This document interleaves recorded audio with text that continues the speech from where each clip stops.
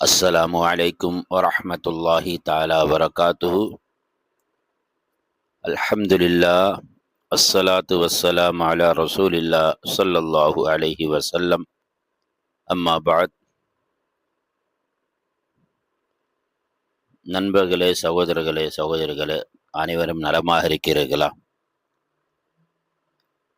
இந்த உரையாடல் மூலம் உங்களை சந்திப்பதில் மிக்க மகிழ்ச்சி அடைகின்றேன். நாம் இன்று பார்க்க போகிற விஷயம் என்னவென்று சொன்னால், இஸ்லாத்தின் பெயரால் நடக்கக்கூடிய மூட பழக்கங்கள், அனாச்சாரங்கள். அதாவது நாம் முஹர்ரம் 10வது நாளை எதிர்நோக்கி கொண்டிருக்கிறோம். ஒரு சில தினங்களில் முஹர்ரம் 10ஆம் நாளை நாம் அடைந்து விடுவோம். அல்ஹம்துலில்லாஹ், அல்லாஹ் ரப்புல் இஸ்ஸத் அந்த முஹர்ரம் 10ஆம் நாளுடைய முழுமையான சிறப்புகளை அடைந்து கொள்ளக்கூடிய பேற்றினை நம்மவர்களுக்கும் நம்முடைய சமுதாய மக்கள் அனைவருக்கும் அல்லாஹ் வழங்குவானாக. நண்பர்களே, முஹர்ரம் 10ஆம் நாள் அன்று ஒரு துயரமான நிகழ்வு நடைபெற்றது என்பதை வரலாற்றுமும் அறிய முடிகிறது. அதை நாம் மற்றொரு பதிவிலே நாம் தெரிந்து கொள்வோம், அந்த வரலாற்று நிகழ்வை. ஆனால் அதற்கு முதலாக அந்த நிகழ்வின் பேரிலே நடக்கக்கூடிய அனாச்சாரங்கள், அதை நாம் தெரிந்து கொள்ள வேண்டிய அவசியம். ஏனென்று சொன்னால், நல்லறங்கள் செய்வது இறைவனுக்கு எந்த அளவுக்கு ஓப்பானதாக இருக்கிறதோ, தீயவைகளை விட்டும் தவிர்த்து கொள்வதையும் இறைவன் விரும்புகிறான். அந்த பேரில கர்பலா என்ற ஒரு நிகழ்வு, அதை நாம் அடுத்த துறையில் நாம் பார்க்க போகிறோம்.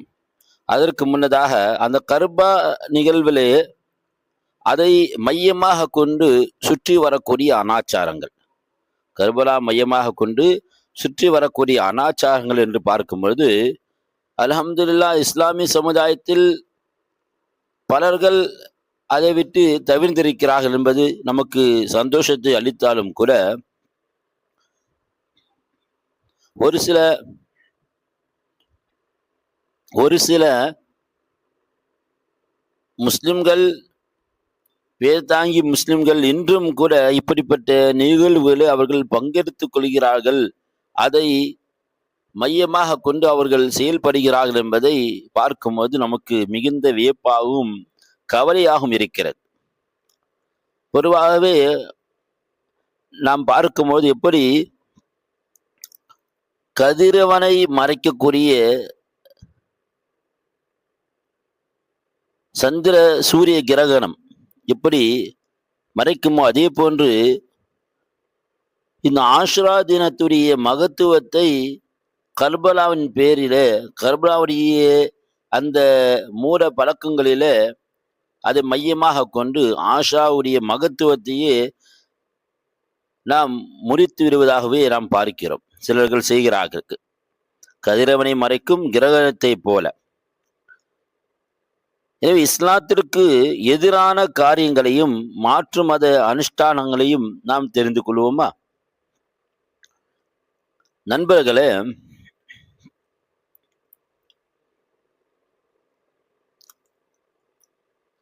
ஹுசைன் ரலியல்லாஹு அன்ஹு அவர்களுடைய வரலாற்று நாம் அடுத்த துறையில் நாம் பார்க்க போகிறோம். அவர்களுடைய அந்த தியாகத்தை இஸ்லாமிய உலகு என்றும் மறந்து விடாது. அவர்களை போற்றி கொண்டே இருக்கும். என்றாலும் கூட அவர்கள் பேரிலே செய்யப்படக்கூடிய அனாச்சாரங்கள், உதாரணமாக பஞ்சா எடுப்பது. பஞ்ச் அப்படின்னு சொல்லும் போது 5 என்பதை குறிக்கக்கூடிய ஒன்றுதான் பஞ்சா எடுப்பது. இது எல்லா முஸ்லிம்களும் இதில் அகப்பட்டிருக்கிறார்களான்னு சொன்னால் இல்லை. அது ஒரு சிலர்கள் செய்யக்கூடிய ஒரு செயல். பொதுவாக எப்படி சொல்வார்கள், பஞ்ச் 5. இந்த பஞ்சாப் மாநிலத்தில் 5 ஆறுகள் ஓடுவதனால தான் அது பஞ்சாப் என்பதாக சொல்லப்படுவதாகவும், கிராமத்தில் பிரச்சனைகளை தீர்த்து வைப்பதனால தான் அதற்கு அமைக்கப்பட்ட அந்த கமிட்டியை பஞ்சாயத் கமிட்டி என்பதாகவும் சொல்லப்படுது. இப்போ அதே போலதான் பஞ்ச் அப்படின்னு சொல்லி பஞ்சா எடுப்புன்னு சொன்னா என்ன செய்வாங்கன்னா 5 விரல்கள் கொண்ட ஒரு அமைப்பை ஒன்றை உருவாக்கிடுவாங்க. ஒரு அமைப்பு 5 விரல்கள். அந்த 5 விரல்கள் என்ன தெரியுங்களா? ஒரு விரலு முகமது ஸல்லல்லாஹு அலைஹி வஸல்லம், மற்றொரு விரலு அலி ரலியல்லாஹு அன்ஹு, இன்னொரு விரலு ஃபாத்திமா ரலியல்லாஹு அன்ஹா, இன்னொரு விரலு ஹசன் ரலியல்லாஹு அன்ஹு, இன்னொரு விரல் அந்த உசைன் ரலியல்லாஹு அன்ஹு. இவர்களை நாங்கள் போற்றுகிறோம் என்பதன் பேரில ஒரு உருவகப்படுத்துவது. அதனால்தான் ஒரு கவிஞன் சொல்லுவான், எனக்கு 5 பேர்கள் இருக்கிறார்கள், எனக்கு 5 பேர்கள் இருக்கிறார்கள், அவர்கள் என்னை நரகிலிருந்து காப்பார்கள். அவர்கள்தான் முஸ்தபா, முர்தல்லா. முஸ்தபா என்பது நபி ஸல்லல்லாஹு அலைஹி வஸல்லம், முர்தல்லா என்று சொல்லக்கூடியது அலிதான் அவர்கள் சொல்கின்றார். ஃபாத்திமா அவர்களுடைய 2 பிள்ளைகள் ஹசன் ஹுசைன் என்பதா அவர் பாடியுள்ளார். ஆக பஞ்சா என்று சொல்லப்படக்கூடிய அந்த 5 விரல்களுக்கு வெள்ளியில ஒரு கை சின்னத்தை போன்று உருவாக்கி வச்சிருப்பாங்க. அதை சுற்றி மல்லிகை பூக்களை கொண்டு என்ன ஒரு வளையம் வச்சிருப்பாங்க. இதுல செய்வாங்க, ஒரு அமைப்பாக கொண்டு போவாங்க. இந்த பஞ்சா என்பது முஹர்ரம் 10ஆம் நாள் செய்யக்கூடிய ஒரு செயலாக நாம் பார்க்கிறோம். முஸ்லிம்கள் ஒரு பிரிவுகள், ஷியா பிரிவுகள் அதிகமாக செய்வாங்க. ஷியா பிரிவுகள் என்ற ஒரு பிரிவு இருக்கிறாங்க, அவங்க இது அதிகமாக செய்யக்கூடியவர்கள். அதுல சில அப்பாவி முஸ்லிம்களும் ஒரு இஸ்லாத்துடைய நடைமுறை போன்று அவர்கள் விளங்கி கொண்டு அவர்களும் இதில் அகப்பட்டுக் கொள்கிறார்கள். அதுதான் நாம் தவறு என்பதா நாம் சொல்லி கொண்டிருக்கிறோம். இஸ்லாத்துல அது இல்லாத ஒன்று. சரி, முஹர்ரம் 10ஆம் நாள் பஞ்சா இருக்கிறாங்களே, முஹர்ரம் 10ஆம் நாள் மட்டும் இருக்கிறாங்கன்னு சொன்னா இல்லை, அது அவங்களுக்கு எந்த விதமான பயன் தராது என்பதனால 8ஆம் நாள் பஞ்சா, 8ஆம் பஞ்சா, 9ஆம் பஞ்சா என்று வகை வகையான பஞ்சாக்களை எடுத்து அங்க இருக்கக்கூடிய பக்தர்கள் எல்லாம் மூளை செலவு செய்யக்கூடிய நிலையை தான் பார்க்கிறோம். பஞ்சா எடுப்பது இஸ்லாம் இதை பற்றி என்ன சொல்கிறது என்பதை நாம் பின்னாடி பார்க்க போறோம். அதே போன்று சில உணவுகளை தடை செய்வாங்க. மீன் சாப்பிடக்கூடாது. முஹர்ரம் 10 நாட்களும் என்ன செய்யக்கூடாது, முஹர்ரம் 1லேருந்து 10 வரைக்கும் மீன் சாப்பிடக்கூடாது. அவங்களே ஒரு விதி ஏற்படுத்தி வச்சிருப்பாங்க. அதே போன்று தாம்பத்தியத்துல ஈடுபடக்கூடாது. முஹர்ரம் 10 நாளைக்கு என்ன செய்யக்கூடாது, தாம்பத்தியத்துல ஈடுபடக்கூடாது. இப்போ இந்த முறைகளெல்லாம் என்ன செய்யறாங்க, அவங்க ஒரு விதிகளா ஏற்படுத்தி வைத்து இவங்க செய்யக்கூடிய செயலை தான் நாம் பார்த்து கொண்டிருக்கிறோம். இப்ப அதே போன்று நாம் ஒவ்வொன்றையும் உற்று பார்க்கும் பொழுது அவர்கள் செய்யக்கூடிய ஒவ்வொன்றும் குழந்தைகளுக்காக வேண்டி, குழந்தை வேண்டி அந்த நேரத்துல குழந்தைகள் வேண்டி இந்த கொழுக்கட்டைகளை செய்வது, அந்த முஹர்ரம் 10ஆம் தினத்துல செய்யக்கூடிய விஷயம். தீ மிதிப்பது,